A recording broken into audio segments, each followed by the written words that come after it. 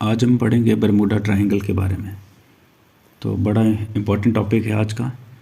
देखिए, Bermuda triangle एक ऐसा रीजन है जो कि वेस्टर्न पार्ट जो है नॉर्दर्न अटलांटिक ओशन का उस वाली साइड है, जहाँ पर ऐसा माना जाता है कि शिप्स और प्लेन्स जो हैं वो डिसअपेयर हो जाते थे अंडर मिस्टीरियस सर्कमस्टांसिस। तो इसको डेविल्स ट्रायंगल भी बोल सकते हैं। तो इसको माना जाता है, मतलब इसका नाम दिया गया है।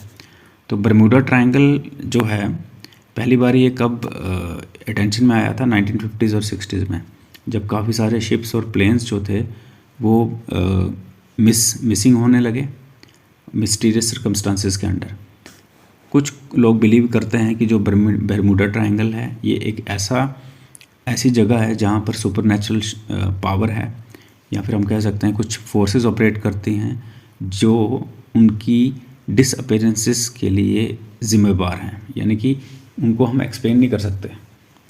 तो अब देखिए, अलग अलग मिथ हैं बरमूडा ट्रायंगल के रिगार्डिंग। तो काफ़ी सारे साइंटिस्ट जो हैं और एक्सपर्ट्स ये आर्ग्यू करते हैं कि रीजन जो है, ये वाला बरमूडा वाला रीजन जो है, यहाँ पर सिग्निफिकेंटली हायर रेट जो है इंसिडेंट्स का, ऐसी बात नहीं है। तो इन्होंने इसको जो डिसअपेरेंस यहाँ पे होती है, ये साइंटिस्ट क्या बोलते हैं इसके रिगार्डिंग, साइंटिस्ट क्या बोलते हैं, डिसअपेरेंस जो है शिप्स और प्लेन्स की जो इस एरिया में होती है वो किसको बोलते हैं, नेचुरल फैक्टर्स को। वो बोलते हैं कि नेचुरल फैक्टर्स रिस्पॉन्सिबल हैं जिसकी वजह से ये जो प्लेन्स और शिप्स जो हैं डिसअपेयर हो जाते हैं, जैसे कि वेदर पैटर्न है अनप्रेडिक्टेबल, मैग्नेटिक एनोमैलीज हैं, और भी काफ़ी सारे हो सकता है ह्यूमन एरर हैं जिनकी वजह से शिप्स और प्लेन्स जो है डिसअपेयर हो जाते हैं। तो जो बरमूडा ट्रायंगल है इसको माना जाता है मिस्टीरियस डिसअपेरेंसेस के लिए, ठीक है। तो ये इसको हम डीमिस्टिफाई भी कर सकते हैं अगर हम लॉजिकल एक्सप्लेनेशन ढूंढें इसके।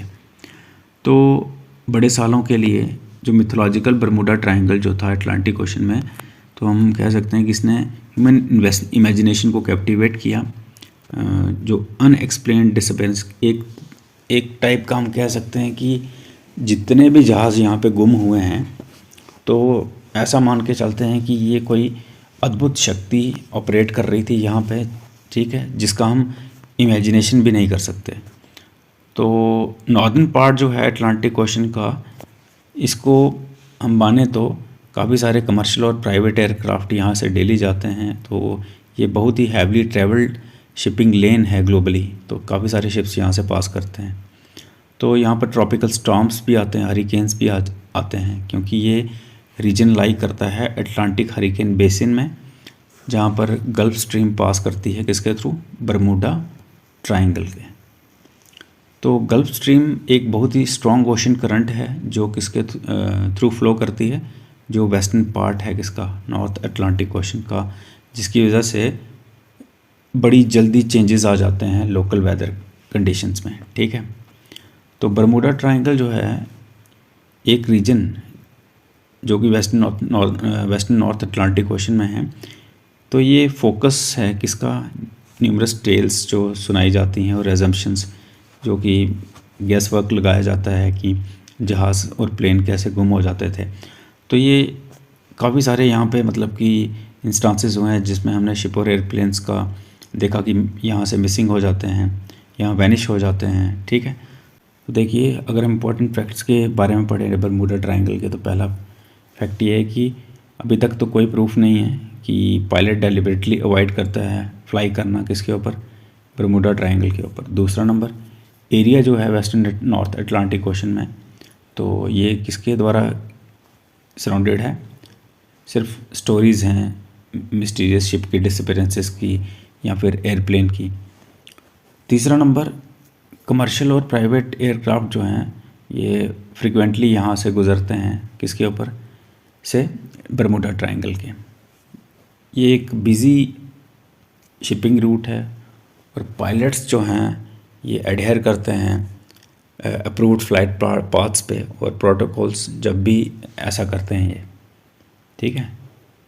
तो कोई भी गवर्नमेंट और इंटरनेशनल ऑर्गेनाइजेशन ने इसको ऑफिशियली रिकॉग्नाइज़ नहीं किया कि ये एक डिस्टिंक्ट रीजन है।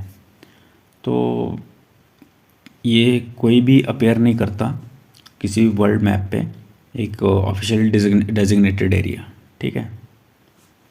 उसके बाद अगर हम बात करें, कोई भी साइंटिफिक प्रूफ नहीं है जो कि सपोर्ट कर सके एग्जिस्टेंस ऑफ बरमूडा ट्रायंगल का एक लोकेशन जहाँ पर स्ट्रेंज या फिर मतलब कि एक जो हमें कन्फ्यूजन में डालने वाले इवेंट्स जो हैं वो होते हैं लगातार किसी अदर रीजन को कंपेयर करें अगर हम, यानी कि और भी ऐसे रीजन हो सकते हैं जहाँ पर ये चीज़ें होती हैं, बट बरमूडा ट्रायंगल का हमारा फोकस है, बट ऐसा कुछ नहीं है।